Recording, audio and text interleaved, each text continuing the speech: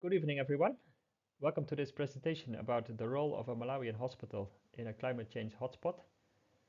I am Ari Glas. I'm a doctor specialized in tropical medicine and global health. And before that, I also studied land and water management, which prepared me well for this topic. Mulanje Mission Hospital is a hospital in the south of Malawi, owned by the Church of Central Africa, Presbyterian, and I'm the overall in charge of the hospital. We have 275 members of staff, 230 beds, and we spend about half of our budget on primary healthcare and public health, so prevention rather than cure. We will briefly cover some background to the situation in Malawi, where I've worked with my wife, as I said, for the past 7 years. And in these years, we have been able to witness effects of climate change. So I'll show you how that looks like here, and also how we try to prevent more damage to the climate. And we'll cover some strategies that we have deployed to cope with climate change. Most of that work is done via community programs, which I'll show you a bit from. Mulanje is a rural area. There's deep poverty. It has the densest population of Malawi. Most people live in houses like shown on the picture, built by themselves. We have high rates of HIV and AIDS, about 10% at the moment, and also the poorest water and sanitation in the country. 80% of our population in Malawi is subsistence farming, all done by hand, as you can see on this photograph.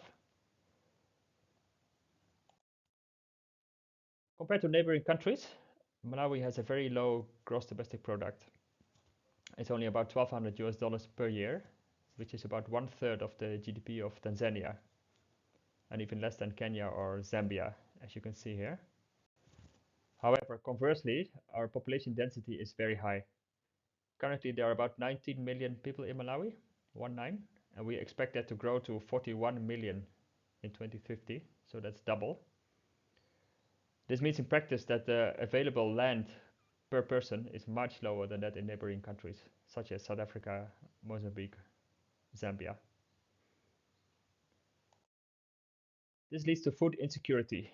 Malawi's population is chronically food insecure. It has been like this for many years now, and the major reasons are the growing population, but now also increasing incidences of drought, inability to use existing water sources for agro production, declining fertility of the soil, and because families grow, the land has to be divided and the size of farms is reduced, and also inappropriate and outdated agricultural technologies.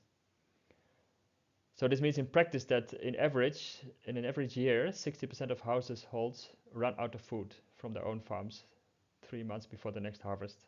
So we have a real hunger season or lean season almost every year. And in years of bad weather, it's worse than that. In this situation, Mulanje Mission Hospital, or MMH, has been present since over 125 years. It's part of a mission, which is a complex of schools, the hospital, the church, the Tanizani outreach program, and also a small factory for maize and soya flour. Some statistics for those interested. We do about 3,000 deliveries a year, of which 600 cesarean sections. We have a big nursery that also gets referrals from other hospitals. At the hospital, we struggle with a high rate of teenage pregnancies, about more than a quarter. We have 8,000 admissions a year and about 30,000 outpatient visits. And as you can see on the photograph, we deploy all the usual departments: male ward, female ward, X-ray, a high dependency unit, antenatal clinic, under 5 clinic, family planning, and since a few years also an eye clinic where we can do cataract surgery and primary eye care and rehabilitation. A big part, as I said already, is our primary healthcare department, where a big part of our budget is spent on prevention. Now over to climate. You may not know that Malawi's electricity is almost 100% generated by hydropower, which is a totally clean source of energy. So this country does very little to add to climate change. Most people don't own a car, have very little, very small carbon footprint. However, on a global scale, it's the country that will be the most has been the most affected by climate change since 1990, as you can see on this graph. This is a projection of the number of people that have been affected by climate impacts between 1990 and 2019, so the past 30 years. In Malawi, about 90 per 1,000 people have been affected, which is the number one according to this source, Carbon Brief. After that comes a country like Somalia, Eritrea, Niger, Mozambique. So this is truly a hotspot, and the Netherlands is somewhere down the league. What are the impacts on our work? We see much more extreme weather, which mostly comes as heavy rainfall in this part of the world. And secondly, the rainy season has become very unreliable. So it's very difficult now for farmers to decide when to plant their crops. And especially for maize, this is detrimental. Overall, the projection is that the amount of water falling in Malawi will likely be stable, according to USAID, but it will just be more irregular, heavy rains and then dry spells in between. It's not, we don't think that it will be much hotter here in the next century. It's mostly irregular rainfall.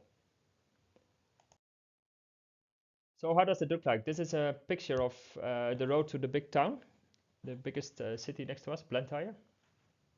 So normally we travel this bridge that you can see in the distance. This whole area was completely flooded in early 2023 during Storm Freddy. But during my time in Mulanje, we've also gone through two other cyclones in 2022 and 2019. And every time the damage has been huge, and it's been getting worse every cyclone. As you can see, electricity poles coming down, roads washed away, bridges. This is a river very close to the hospital.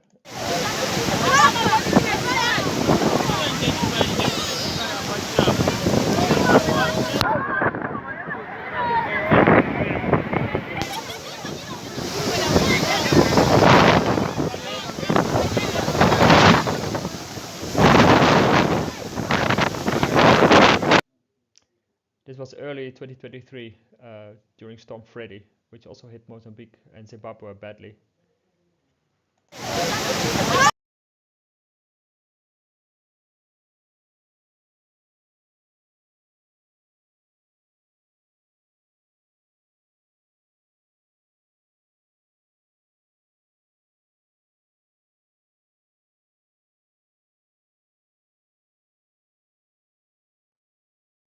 So this was a bridge at the place where that video was taken before the storm.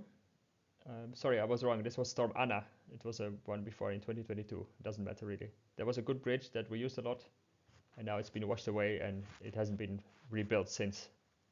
So an already poor country is getting more damaged.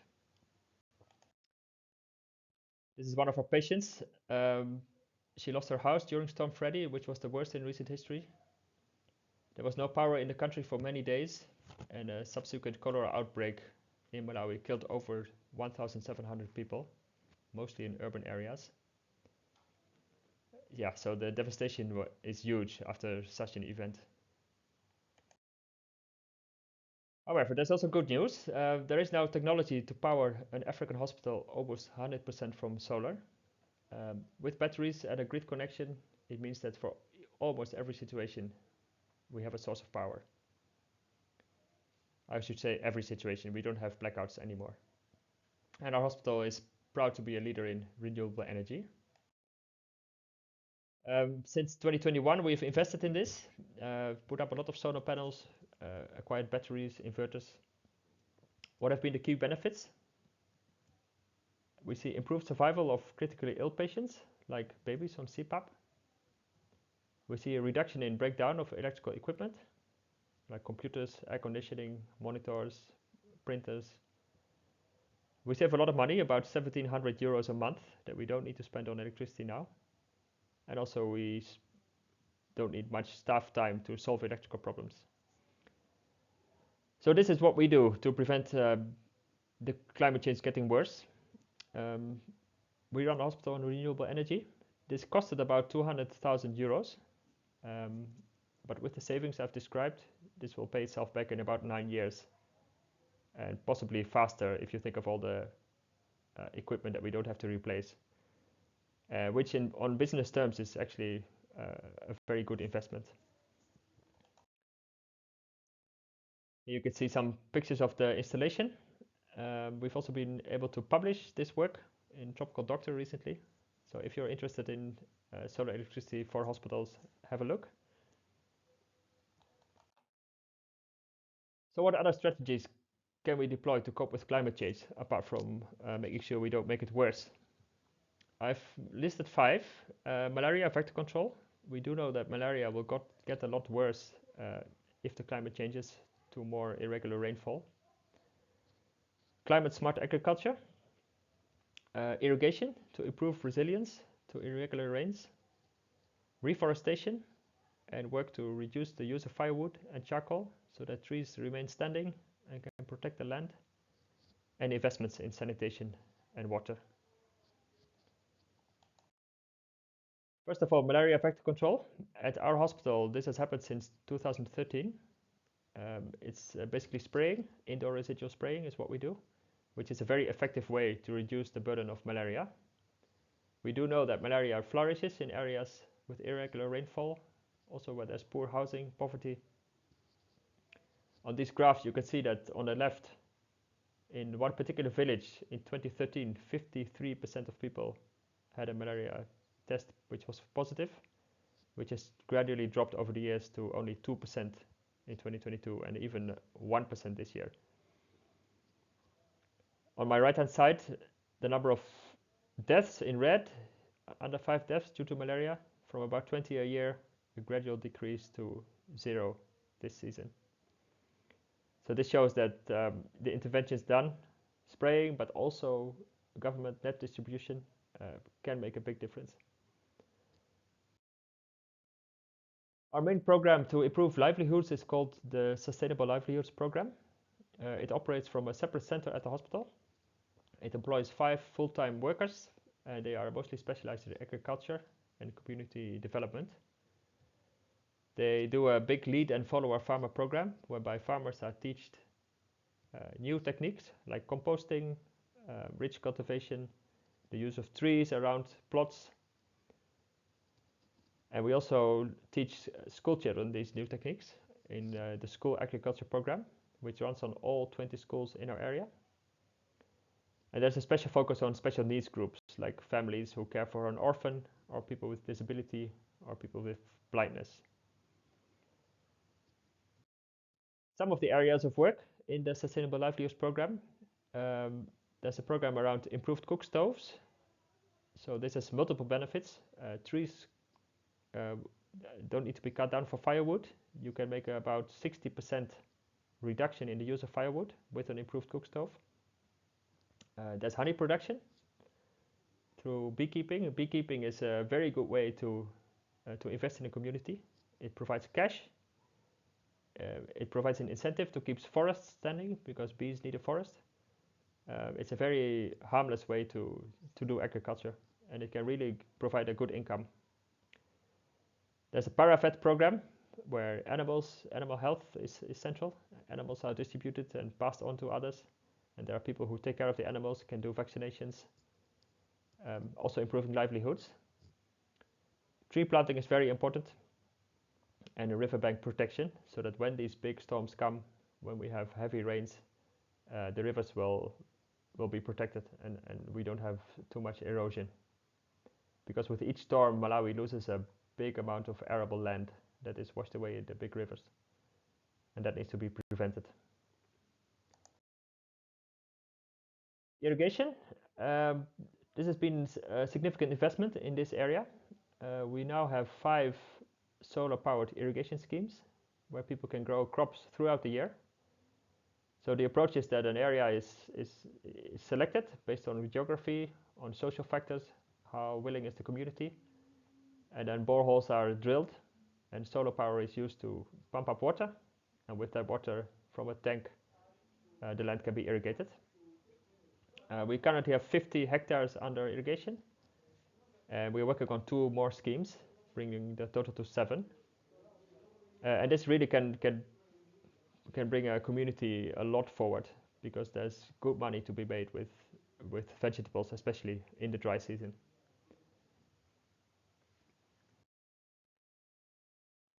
The cook stove program again, Chango Chango Moto, fast fire. A fuel efficient cook stove can save about 3/4 of firewood, as I said. It can be made by community members themselves. It's very simple with some help of a volunteer. So you make bricks, you mold your Chango Chango Baula, then you have less smoke, you use less wood, and it's important that the stove is protected, of course, so it doesn't wash away in the rains. Currently, we're exploring how to utilize the carbon rights, the reduction in carbon that is being made on these stoves, which I talk a bit more later. On this slide, you can see that we have GPS coded each and every stove, of which currently we have 7,000. So each stove has a GPS tag and a photograph, and with this we can now credibly claim uh, carbon emission reduction credits, which is a novel way of a new funding stream for us. So we are exploring this, and currently we're in a process of validation with an external audit firm. However, the main benefit I have to say is for the families. They all love their stove. It's much faster. You can cook 2 pots at a time. There's less expenses for firewood, less time needed to search for firewood. So this has really taken off very well in this area. Reforestation, we are planting about 50,000 trees a year. That has been happening for many years now. Fruit trees, but also wood lots for people to have for building materials, for firewood. And also around schools, forests are being set up, being planted. Apart from trees, we also plant crops like vetiver grass, which controls erosion. Um, yeah, and this is really a community effort. On this drone photo, you can see people there in the distance planting trees along the river so that they don't lose land when the rains come. During cyclones, traditional pit latrines frequently collapse, which then makes the sanitary conditions very poor. So our approach has always been to immediately invest in reconstruction after a storm. So in our sanitation program, we provide cement, roof sheets, and some other materials. And the community supplies labor, bricks, gravel, and land. So we try to aim for the WHO target of 1 latrine for each household and 1 borehole for 250 persons. We are not yet there, but in some areas getting close. So in our response to the past 3 cyclones, we have constructed about 4,500 pit latrines with the communities, drilled more than 20 boreholes, but also did an emergency program just after the event, like medical clinics and refugee camps. 1 pit latrine is about 60 euros at this time.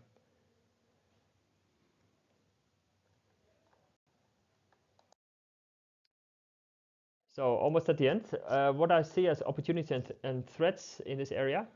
Um, in Malawi specifically, the carbon rights market is interesting.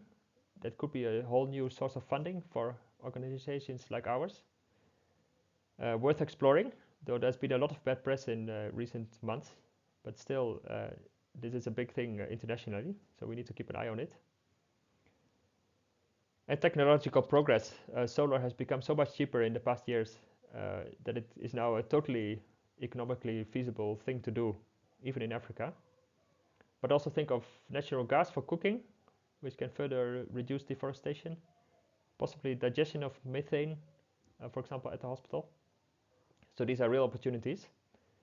And also that there is a lot of money now available for climate programs worldwide. Threats are that it's quite difficult to work in Malawi. There's a very fractured funding landscape. Most funding is short term. 3 years would mostly be seen as long, which in fact is actually quite short.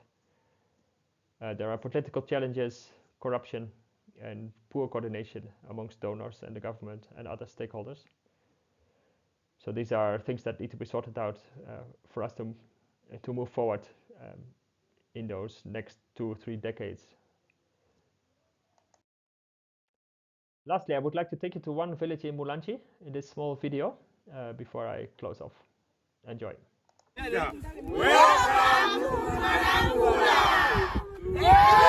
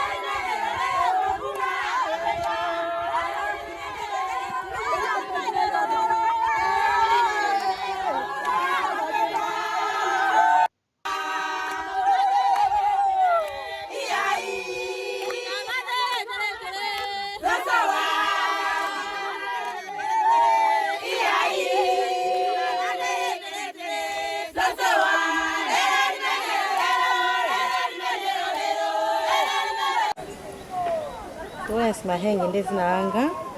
She is Florence Mahenge. Farmer wa Mwanamvula munomu. Our lady farmer.